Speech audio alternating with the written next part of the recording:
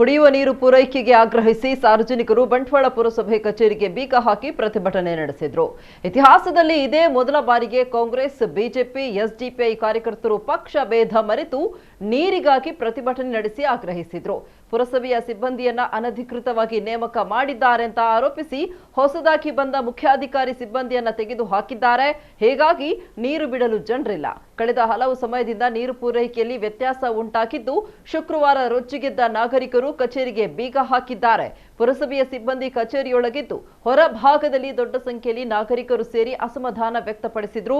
ಈ ನಡುವೆ ಪೊಲೀಸರು ಮತ್ತು ನಾಗರಿಕರ ನಡುವೆ ಮಾತಿನ ಚಕಮಕಿ ನಡೆದಿದ್ದು ಸಂಬಂಧಿಸಿದ ಅಧಿಕಾರಿಗಳು ಕಾಣಿಸ್ತಾ ಇಲ್ಲ ಅಂತ ಗ್ರಾಮಸ್ಥರು ದೂರಿದ್ದಾರೆ.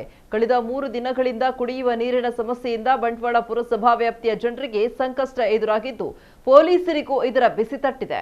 ವಿಚಾರ ತಿಳಿದ ತಹಶೀಲ್ದಾರ್ ಮಂಜುನಾಥ್ ಅವರು ಪುರಸಭೆಯ ಕಚೇರಿಗೆ ಆಗಮಿಸಿದ್ರು.